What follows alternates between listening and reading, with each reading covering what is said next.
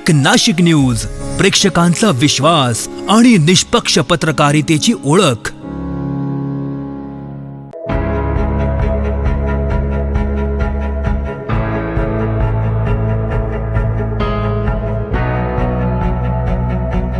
नाशिक आणि त्र्यंबकेश्वर इथे 2027 मध्ये होणाऱ्या सिंहस्थ कुंभमेळ्याच्या तयारीला धार्मिक आणि उत्साहपूर्ण वातावरणात अधिकृत शुभारंभ झाला।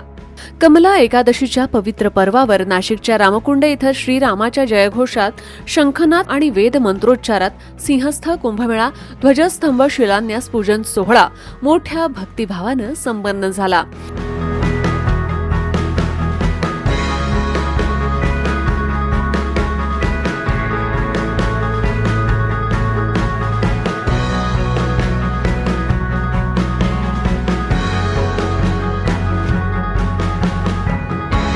श्री गंगा गोदावरी पंचकोठी तीर्थ पुरोहित संघाच्या वतीनं आयोजित या सोहळ्यास साधू संत, महंत, भाविक आणि नागरिकांनी मोठी उपस्थिती लावली होती।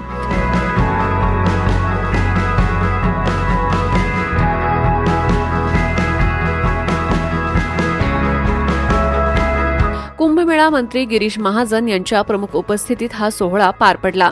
यावेळी बोलताना त्यांनी आगामी सिंहस्थ कुंभमेळा यशस्वी करण्यासाठी साधू संत, विविध सामाजिक आणि धार्मिक संस्था तसेच सर्वसामान्य नागरिकांचा सक्रिय सहभाग आवश्यक असल्याचं सांगितलं।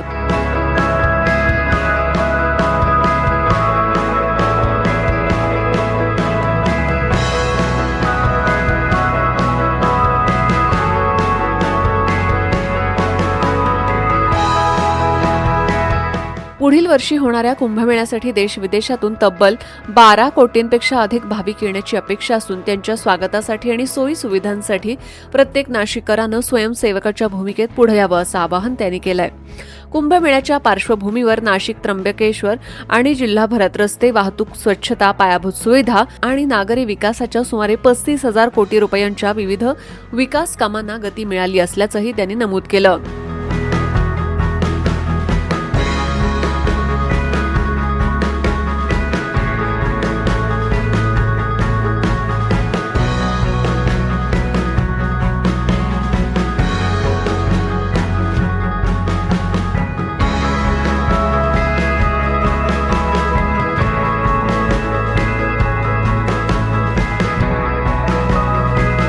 या विकास कामांमुळे पुढील वर्षी नाशिकचा चेहरा मोहरा पूर्णपणे बदललेला दिसेल असा विश्वास त्यांनी व्यक्त केला।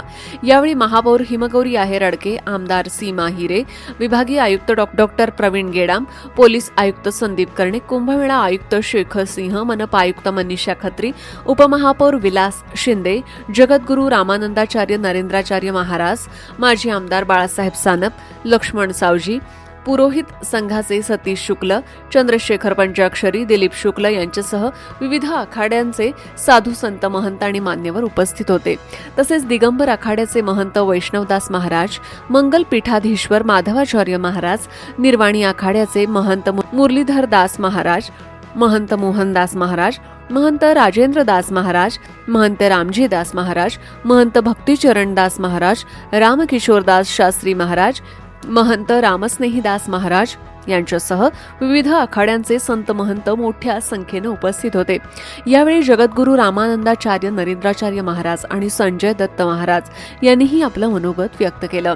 मान्यवरांच्या हस्ते विधिवत पूजा करून गंगा गोदावरीचं पूजन करण्यात आलं। पुरोहित संघाच्या सदस्यांनी वेद मंत्रोच्चार करत धार्मिक विधी पार पाडले। शंखनाद, श्रीरामाच्या जयघोष आणि उपस्थितांच्या टाळ्यांच्या गजरात सिंहस्थ कुंभमेळा ध्वजस्तंभ शिलान्यास पूजन सोहळा भक्तिमय आणि उत्साहपूर्ण वातावरणात संपन्न झाला।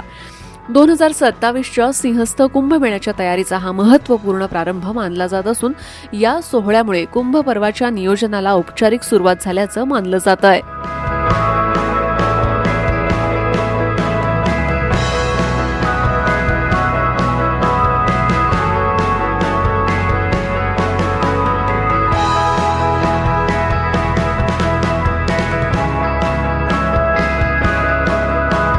सर्वांना मनापासून मी आज या कार्यक्रमाच्या निमित्ताने शुभेच्छा देतो। 12 वर्षानंतर पुन्हा आपण या ठिकाणी एकत्रित झालेलो आहोत। 12 वर्षापूर्वी सुद्धा मी कुंभमेळा मंत्री होतो। या कार्यक्रमाला मी ज्या ठिकाणी हजर होतो गेल्या 2-1.5 महिन्यापूर्वी त्र्यंबकेश्वरला सुद्धा असाच कार्यक्रम पार पडला आणि आता पुढच्या वर्षी आपण कुंभमेळ्याकडे वाटचाल करत आहोत. आपल्याला कल्पना आहे यावेळी गेल्या वेळेपेक्षा 4-5 पट जास्त गर्दी. गेल्या वेळी 3 कोटी लोक असतील, भाविक असतील. यावेळेला 12 कोटीपेक्षा जास्त भाविक या कुंभमेळ्यासाठी या ठिकाणी हजेरी लावतील.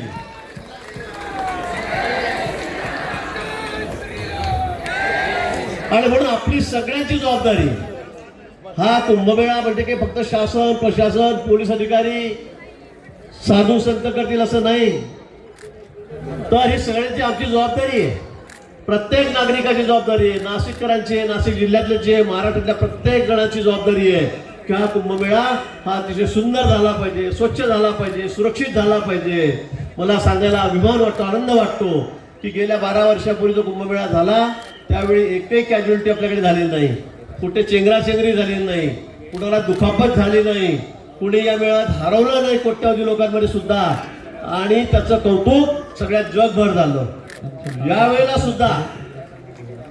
सुद्धा 4 पट 5 पट गर्दी असू द्या, प्रयागराज मधली गर्दी आपण जर बघितली तर यावेळेला निश्चित 10-12 कोटीच्या वर भाविक या ठिकाणी येतील. लोकांचा ओढा आता सगळ्या धार्मिक तिकडे होत चाललेला आहे. आणि म्हणून आपली सगळ्यांची जबाबदारी आहे की आपण सगळ्यांनी या कुंभमेळ्यामध्ये सहभागी व्हायचं आहे, व्हॉलेंटियर म्हणून सहभागी व्हायचं आहे. सर्व श्रद्धाळू भाविक आहेत, आपण वेगवेगळ्या गुरूंना मानतो, गुरुस्थानी मानतो, त्या सगळ्यांची जबाबदारी.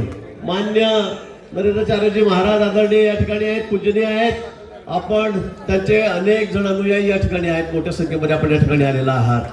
मला खरा आनंद वाटतो, अभिमान वाटतो. मी आभारी मानलेत गुरुजींचे, महाराजांचे की आपण परवा ती स्वच्छता मोहीम या ठिकाणी घेतली, नदीचं स्वच्छीकरण आपण त्या ठिकाणी घेतलं आणि त्या ठिकाणी एवढ्या मोठ्या संख्येत, हजारोच्या संख्येमध्ये आपण या ठिकाणी आलात आणि ज्या नदीचं आपण सगळं रूप पालटून टाकलं. सगळे नाशिककर सांगतात की 50 वर्षामध्ये अशी नदीची स्वच्छता कधी झाली नाही. इतकं सुंदर काम आपण या ठिकाणी केलं आणि महाराजांनी मला सांगितलं, आशीर्वाद दिलेत की आता सगळी पुढची जबाबदारी ही स्वच्छतेची ही आमची राहील. आमची सगळ्यांना या ठिकाणी स्वच्छता करतील. एका दिवसापुरता नाही तर निरंतर आम्ही या गोदावरी मातेला या ठिकाणी स्वच्छ ठेवू. त्याची जबाबदारी आमचे सगळे भक्तगण या ठिकाणी घेतील. त्यांनी मला सामान्य केलेलं आहे आणि म्हणून त्यांचे मनापासून खूप खूप आभार.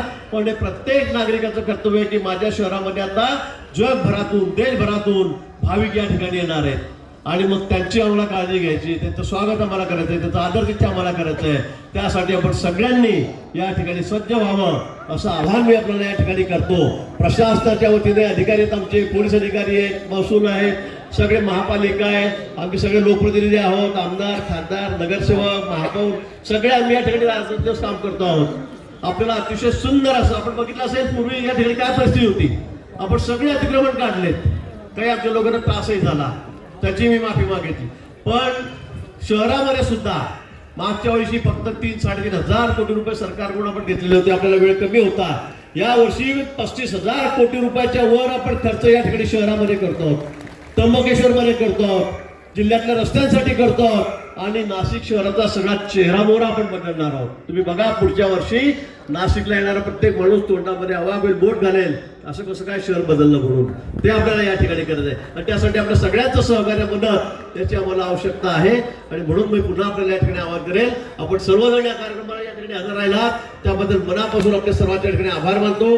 पुरोहित संघ आहे, सगळे साधू संत महंत सर्वजण आमचे पत्रकार मित्र या ठिकाणी आलेत. आम्हाला सर्व साधू संत महाराजांनी आम्हाला आशीर्वाद दिले, त्याबद्दल त्यांचे मनापासून या ठिकाणी आभार मानतो. आमचे ज्ञानदासजी महाराज, त्यांची तब्येत खराब असताना सुद्धा, त्याचं वय झालेलं आहे तरी सुद्धा ते या ठिकाणी येऊन हजर झाले, त्याबद्दल त्यांचे सुद्धा सर्वांचे मनापासून खूप खूप आभार मानतो आणि थांबतो. धन्यवाद. जय हिंद, जय महाराष्ट्र. हमारे माननीय मुख्यमंत्री जी है देवेंद्र जी, उन्होंने कहा 30,000, 35,000 और ऊपर कितना भी लगो. माननीय प्रधानमंत्री जी, माननीय अमित भाई, इन्होंने भी कहा है कुंभ मेले के लिए कोई कमी नहीं हो, जितना भी पैसा लगे उतना, लेकिन ये कुंभ दुनिया में सबसे अलग कुंभ होना चाहिए. आज तक के कुंभ में सबसे हटकर ये कुंभ होना चाहिए, ये उनकी इच्छा है. इसलिए हमारी जो सरकार है, हमारे मुख्यमंत्री हो, दोनों उप मुख्यमंत्री हो, हमारे शिंदे साहब हो, पवार, सभी ने कहा है कि मुख्यमंत्री सबसे सुंदर और स्वच्छ और सुरक्षित होना चाहिए। इसके लिए आप सबका सहयोग फिर से मैं कहूँगा ये बहुत जरूरी है। आपके सहयोग के बिना ये कुंभ असंभव है। साधु संत है ये तो हमारे लिए आदरणीय, तो हमारे अतिथि है, लेकिन आने वाली संख्या लोगों की बहुत बड़ी है, करोड़ों की संख्या में। हमारे अधिकारी है जिनका सबका नाम लिया भी आपने, सभी अधिकारी हमारे कुंभ मेला के, शेखर सिंह है, हमारे मनीषा खत्री मैडम है, हमारे कलेक्टर आयुष प्रसाद है, जन शर्मा है, हमारे केडाम जी हमारे मुखिया है, सभी लोग हैं, पुलिस प्रशासन के अधिकारी हमारे सीपी हैं, सभी हैं। वो तो मेहनत ही करे रात दिन, पूरा प्रशासन रात दिन मेहनत करेगा, लेकिन आपके सिवा, क्योंकि 10-12 करोड़ लोगों को संभालना प्रशासन का हाथ का खेल नहीं, आपके सहयोग के बिना नहीं होगा। इसलिए आने वाले सभी जो अतिथि हैं हमारे वो प्रमुख अतिथि हैं, हमारे घर में शादी है, हम लड़की वाले हैं, ऐसे समझकर हमें उनका स्वागत करना है, इतना ही निवेदन। धन्यवाद। ठिकाणी नाही, आपल्या नाशिकमध्ये आहे आणि याच्यामध्ये आपले कुंभमेळा मंत्री गिरीशजी महाजन साहेब, तिन्ही आखाड्यांचे महंत जगद्गुरू नरेंद्राचार्यजी महाराज, कुंभमेळा मंत्री शेखर सिंग साहेब, नगरपालिका आयुक्त खत्री मॅडम, पोलीस आयुक्त कर्णिक साहेब आणि आमचे विभागीय आयुक्त गेडाम साहेब, तसेच महानगरपालिकेचे सर्व अधिकारी, आमच्या नेत्या हिमगौरीताई आडके, उपमहापौर विलासांना शिंदे आणि तिन्ही आणि आखाड्यांचे प्रमुख महंत भक्तीचरणदासजी महाराज, रामश्रीजी महाराज आणि रामकिशोर शास्त्री, हे सर्व यांचे, सर्व नाशिककरांचे, आमचे जिल्हाधिकारी आयुष प्रसाद सर आणि तमाम नाशिककरांचे, महाराष्ट्राचे मुख्यमंत्री आदरणीय देवेंद्रजी फडणवीस साहेब आणि देशाचे कणखर पंतप्रधान नरेंद्रजी मोदी यांचे आम्ही आभार मानतो की अयोध्येमध्ये जे रामजी 500 वर्ष वनवासात होते, त्यांना वनवासातून मुक्त केलं आणि प्रत्येक तीर्थक्षेत्रावरती अतिशय सुंदर असं काम भारतीय जनता पार्टीच्या माध्यमातून चाललेलं आहे। देशामध्ये पूर्ण हिंदुत्वमय वातावरण आहे आणि सर्व हिंदुत्ववादी संघटनांचे, सर्व नाशिककरांचे आणि उपस्थित सर्वांचे आणि गंगा गोदावरी पंचकोटी पुरोहित सगळं आभार मानतो। या ध्वजस्तंभ शिलान्यासाच्या मंगल प्रसंगासाठी एकत्र आलो आहोत। हा आगामी सिंहस्थ कुंभ पर्वाच्या प्रारंभाचा, धर्म संरक्षणाचा, संकल्पाचा आणि संत परंपरेच्या गौरवाचा पवित्र क्षण आहे। भारतीय संस्कृतीमध्ये कोणती गोष्ट विनाकारण निर्माण झालेली नाही। आपल्या परंपरेतील प्रत्येक विधी, प्रत्येक संस्कार, प्रत्येक प्रतीक आणि प्रत्येक उत्सवामागे एक गहन तत्वज्ञान आहे। ध्वजस्तंभ शिलान्यास ही त्याच्यापैकी एक प्राचीन आणि बोधात्मक परंपरा आहे। सिंहस्थ कुंभ पर्वामध्ये लाखो भाविक, संत, महंत, आखाडे, तपस्वी आणि यात्रेकरू सहभागी होतात, परंतु यापेक्षा मोठे महत्त्व आहे तर हा ध्वज वैदिक सनातनी लोकांना एका ध्येयाखाली एकत्र आणतो। अनेक आखाडे, अनेक परंपरा, अनेक विचार प्रवाह असले तरी हा ध्वज सर्वांना स्मरण करून देतो की आपण सर्वजण सनातन धर्माच्या विशाल वटवृक्षाच्या शाखा आहोत। आपल्या धर्माने कोणताही विधी केवळ कर्मकांड म्हणून केलेला नाही, प्रत्येक विधीमागे एक जीवन दर्शन आहे। सर्वप्रथम श्री गणेश पूजन केले जाते, याचा अर्थ कोणत्याही कार्याची सुरुवात नम्रतेने व्हावी, बुद्धी, विवेक आणि यश यांचे अधिष्ठान प्राप्त व्हावे याकरता कुंभमेळा मंत्री गिरीशजी महाजन यांच्या हस्ते त्याला प्रारंभ झालेला आहे। त्यानंतर पुण्यावचन झाले आणि भूमिपूजन केले गेले। भारतीय संस्कृती भूमीला माता मानते। ज्या भूमीवर धर्मकार्य घडणार आहे त्या भूमीप्रती कृतज्ञता व्यक्त करणे, तिची क्षमा मागणे, तिच्या आशीर्वादाने कार्य प्रारंभ करणे हा त्या पाठीमागील उद्देश आहे। मी यासाठी सांगत आहे की आम्ही महाराष्ट्र पुरोगामी विचाराचे आहोत, त्यामुळे आमच्या धर्मामध्ये असलेले जे काही संस्कार, संस्कृती ही अडगळीत काढल्यासारखी काही मंडळी वागत असते, त्यांना याच्यातून संदेश आहे की आम्ही जे जे करतो त्याला काहीतरी बैठक आहे।